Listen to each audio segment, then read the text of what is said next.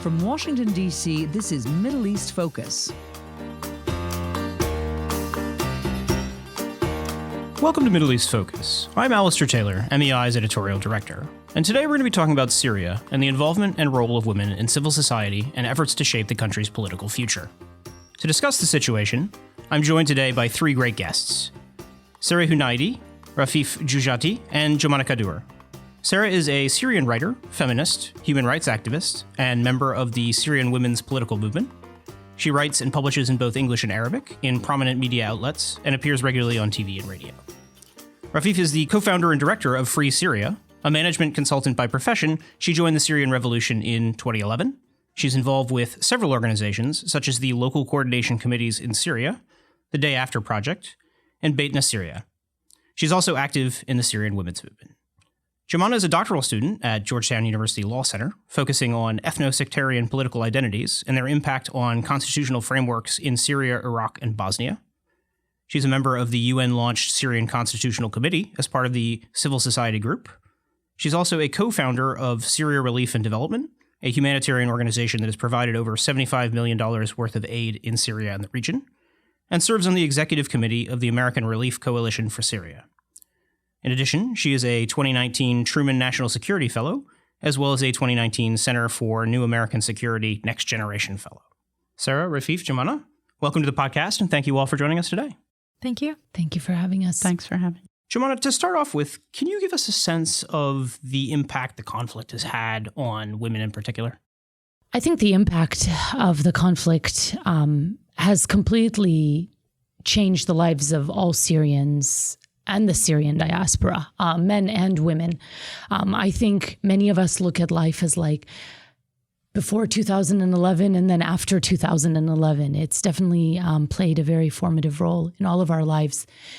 But the lives of Syrian women, I think, have dramatically changed. And I would like to say that change has overwhelmingly been positive, but that would also diminish the pain and the anguish and the heavy loss that women have also paid. I think many of us came from societies that were not necessarily actively suppressing women, but didn't necessarily always push women to the front.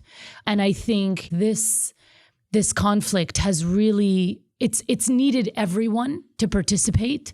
It's needed everyone to stand up for the right values, the right principles.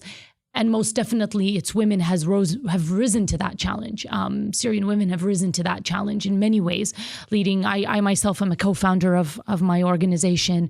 I know Rafif is also the founder of her organization. Sarah was on the board and launched a humanitarian organization. I mean, the three women you have here have played a heavy role, but many Syrian women have been displaced, have lost their families.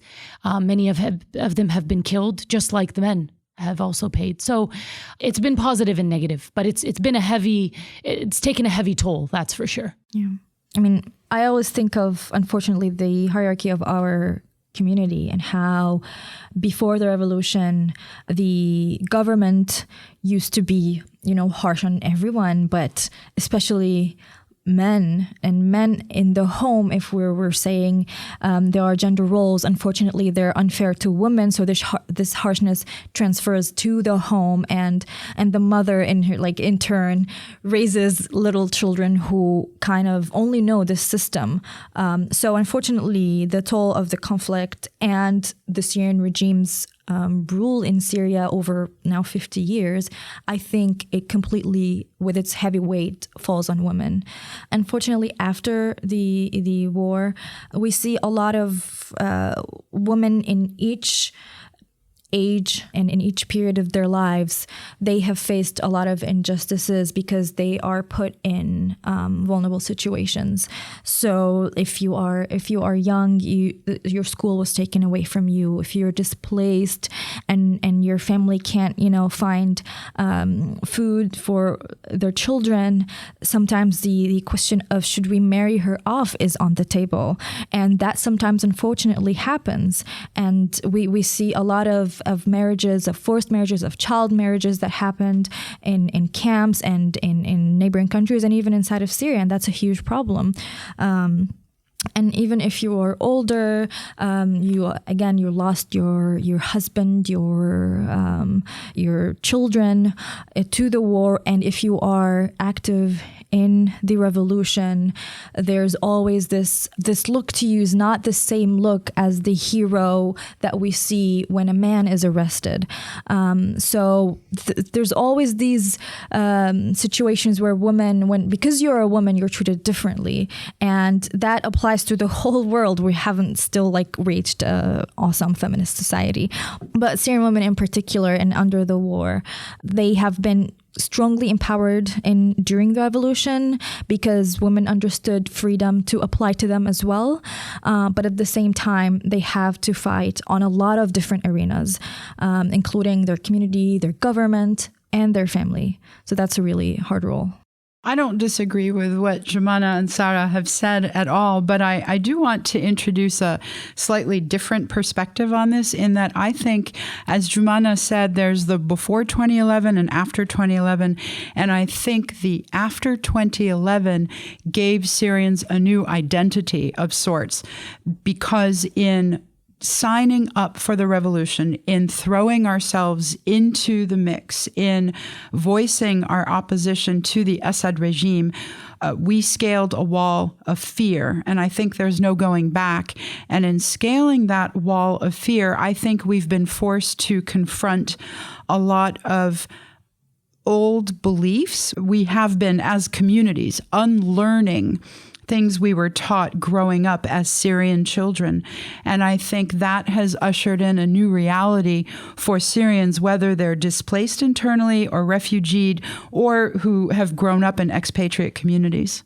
Yeah, well, I joined not a long time ago, last year, but both of my colleagues are were in the beginning from the founding meetings until now. So they're probably best to talk about how the group came to be. But for me, it's just, I found that it's the first time that I read something so unapologetically feminist and Syrian.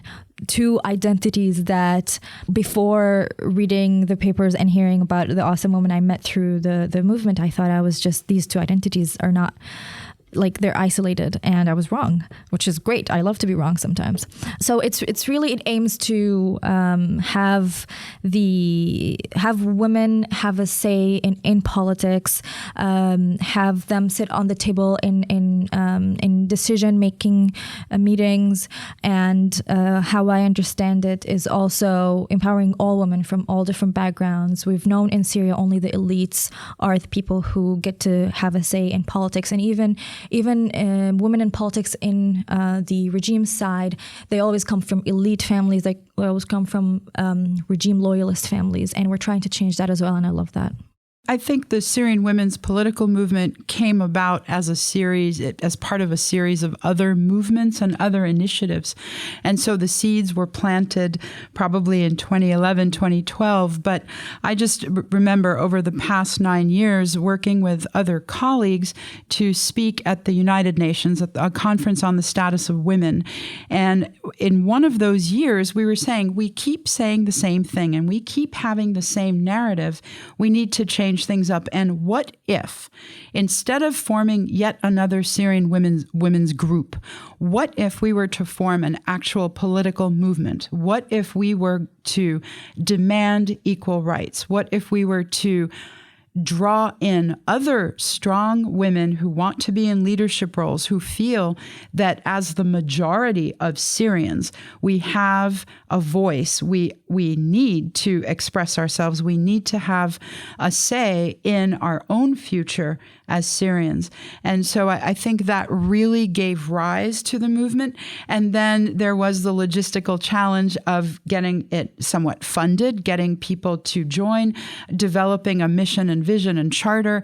And so we did all of that. And the rest is really history, because this is an organization that continues to flourish under negative circumstances, of course, and is always subject to targeting by more misogynistic institutions or communities that don't necessarily want to see women rise to leadership positions.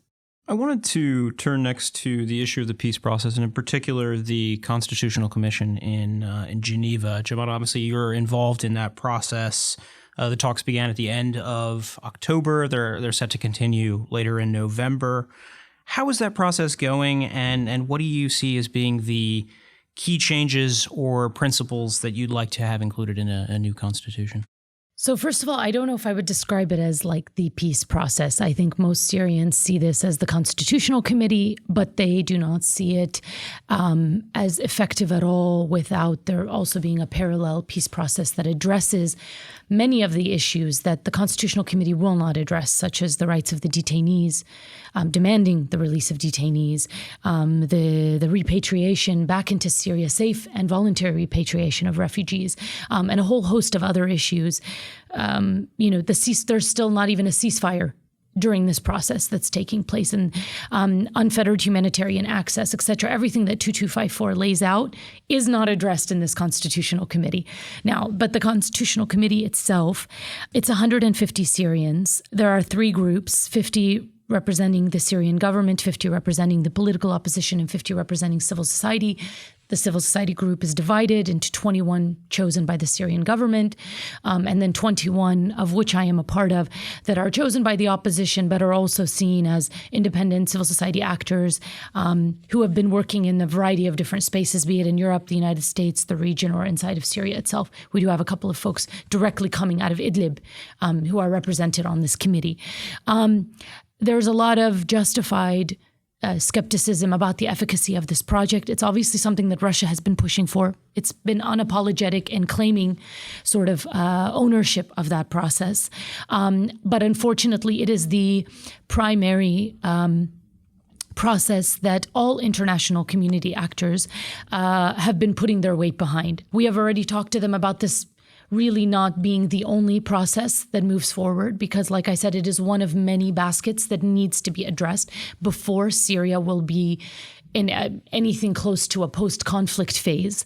I think it's really hard to tell right now what will be the ultimate outcome. I mean, that's one thing I've learned from living in Washington almost 10 years, is that you cannot anticipate who's going to be president. You can't anticipate, when decisions will be made to leave a certain part of the country, or our international involvement in X or Y region. I mean, really, things are, you just can't anticipate what the end of this road will be. And my faith really lies in the Syrian people that have demanded, despite all odds, to continue along this path, no matter what stands in their way, whether it's barrel bombs, whether it's, the use of chemical weapons, whether it's detention. I mean, so if this process leads to an unjust outcome, that to me is not going to be the end of the road. That will not be the end of Syria's story.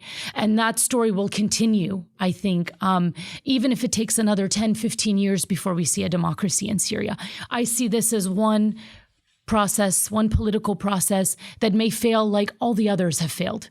But it does involve, as I mentioned on the panel, it does involve the greatest number of Syrian women that we've seen in any process. And that, to me, is going to allow Syrian women to have a role on the table, not as advisors in the back room, but on the table. And they will get experience as political actors. And if this process fails, they will carry that experience to the next political next political process, until eventually you see those women in parliament or in, the upper echelons of Syrian, I think, political activity.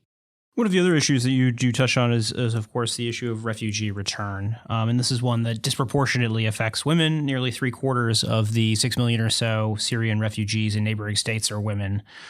What do you think needs to happen for return to become viable? Viability is almost subjective. So I've got to say, when you have survived chemical weapons attacks, daily barrel bomb attacks, internal displacement often multiple times, and then you go to a refugee camp and you decide you're going to repatriate. There's a whole host of decisions that go into that. There are a whole host of emotional, psychological, and logistical factors that go into that decision. I don't know that repatriation today is viable. I think many of the women who are returning because they have few choices. And when they return, I believe they're being repatriated in a sense at gunpoint. Many of them have lost the primary breadwinner, and now they are the primary breadwinner in an environment where the economy has tanked. There are few jobs, and anybody who is known to have supported the opposition or been in any way in opposition to the Assad regime can be targeted. So in many cases, women and men as well who go back to Syria run the risk of being targeted for imprisonment or worse. So the viability of repatriation, I think it's too early to talk about that as though people were sort of waltzing across the border and planting rose bushes the next day. You alluded to this earlier, Jomana, but given everything else that's going on at the moment here in Washington, in the Middle East, around the world, it must be difficult to keep people focused and engaged on Syria. How do you deal with that? How do you overcome that? What sort of strategies do you take to try and deal with that? I think for me, I mean, while the three of us here have personal commitments to Syria, whether because we were born there or our families are from there, I think we will all continue to advocate for Syria for years, no matter how painful it may be, no matter how much energy it takes from us. But from a U.S. policy perspective, and having worked and served in government, my issue with Syria is that what happens in Syria, we've said this so many times, does not stay in Syria. The reverberations of what happened in Syria was seen across the continent of Europe. It even had reverberations here. It has impacted the way people view the Middle East. It's impacted our national security, but it's destabilized a lot of the various projects or allies or different commitments we have in the region. And more importantly, we can pretend Syria doesn't exist. We can pretend that, Syria in and of itself is not of strategic consequences. And many scholars will openly say that. But it is part of a very troubled region that will continue to be problematic, even just from a very sort of emotionally divorced perspective to the U.S. But the instability in the region is not going to bode well for our long-term interests. What's happening in Iraq, what's happening in Lebanon, what's happening in Iran, the protests we saw in Egypt not too long ago. I mean, these are things that are going to continue to happen. The Arab Spring is not over. I mean, we saw Algeria and Sudan happen. 2019 was a very big year, by the way, and it's not over yet. My problem is when policymakers want to pretend that, X country or Y country doesn't matter to us. But overall in the region, you're talking about a new generation that is not willing to live with the status quo that disables them from having ambitions, from being respected, from living with dignity, from having like a minimum level of economic prosperity, while we constantly have, the same actors, especially in Lebanon. It's like a series of recycled leaders that move around in different parties. In Iraq, it's the same thing. Syria, obviously, I mean, we didn't even pretend to move around anyone. No one's moved around. But those actors, they cannot... They are not representative of the people. And even though they have still remain in their positions, that can only go on for so long. You have a very, very much a growing population and a new generation that will not stop until they're treated equally. They see the rights that other citizens have in their own countries, and they're no longer satisfied with the bare minimum that their leaders give them. And so it is based on that premise that I think as U.S., people who work in U.S. foreign policy, we have to get ahead of that curve. We have to remember and figure out and where we can be helpful, where it's appropriate for us to step aside, where our military might help save lives, and where our support in terms of civil society or humanitarian aid or any other tools that may be at our disposal, where they might come to good use. And that's what we have to think about here in Washington. On that point, I'd just be curious to get your other perspectives on what is the role of the international community? What is the role of the U.S.? What should we be doing? What should we be stepping back from and saying, no, this is not our place? I'm just curious to get different perspectives on that. Well, I want to sort of stand up and applaud Jomana for her very, very well put statement just now. I think in terms of the international community and what needs to be done is beyond the geopolitical and beyond the strategic location of Syria and beyond the fact that Syria represents a very troubled region with spillover effects.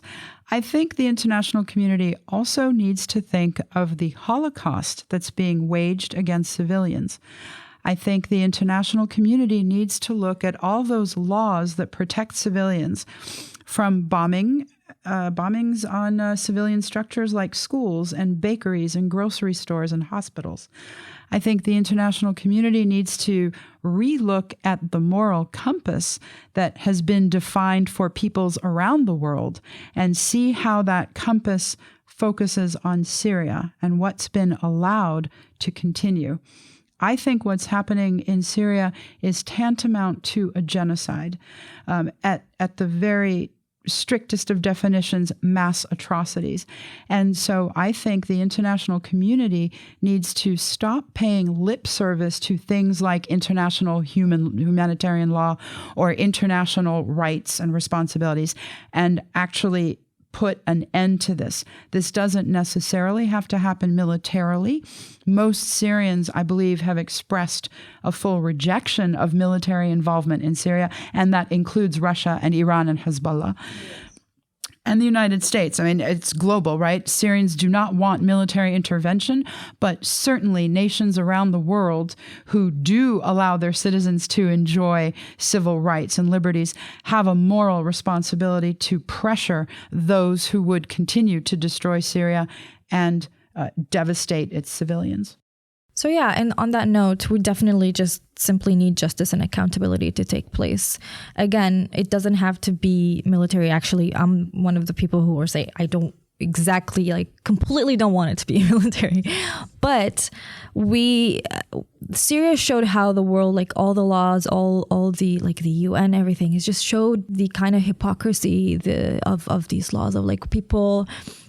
You can't really say in the Hama, for example, in 82, when a huge massacre took place in Hama, you can't say no one knew about it. There are no documentation. This is the most documented war in history, probably. So there's documentation, but there isn't anyone doing anything about that. And that's really heartbreaking because it just delivers the message that we're all alone, and it delivers the message that the Syrian human being does not matter. Their life doesn't matter. And you see just people are desensitized to the numbers of people dying every day. And that's all a result of the apathy that Rafif talked about and the failure of laws of the international community in general. I think you're absolutely right. The Syrian revolution has been one of the most documented conflicts, right? And this also piggybacks on what Jomana was saying earlier. Syrian youth have had a taste of freedom. They've seen how their counterparts are treated in Sweden, in Germany, in France, in the United States. And they want that. They want the right to pursue economic prosperity. They want to be equal partners. They want to have a say in their own future. And they don't have that in Syria. And so it's a two-part thing where the international community really should be ashamed because they have watched massacres unfold before their very eyes. And at the same time, they are seeing a younger population literally die for freedom. And so it's kind of a very, very, very dark stain on the world's human history. We're running short on time here, but any final thoughts? We know, the three of us know, and our Syrian counterparts know very, very well how much the average Syrian citizen has suffered at the hands of a brutal dictatorship and its supporters and worldwide apathy. But one thing I like to come away with always is the fact that Syrians are so resilient and so creative and so willing to be peaceful. I mean, all you have to do is look for a day when skies are clear of attack helicopters to see civilians out peacefully protesting. All you have to do in a refugee community anywhere in the world is see how economically diverse they want to be, how industrious Syrians are, how they want to educate their children. And so on the positive note for Syrians and for Syria, I believe the fight doesn't stop here. And while the regime and Russia and Iran may have won this battle, I believe the war is for the hearts and minds of Syrians, and I believe they have not won. I believe the fight continues. Yeah. And if I may add, like, without justice and accountability, even though the world is trying to keep Assad because a lot of other big members of the world really want him to stay, but it's impossible to have peace while the war criminals are still running the country. It's impossible to return refugees.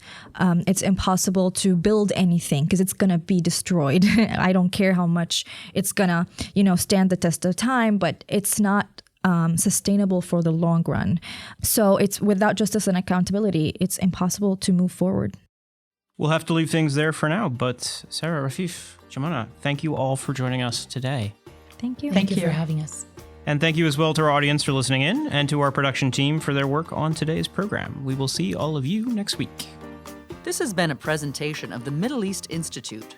To support MEI's programs and podcasts, please donate at www.mei.edu. Thank you for your support.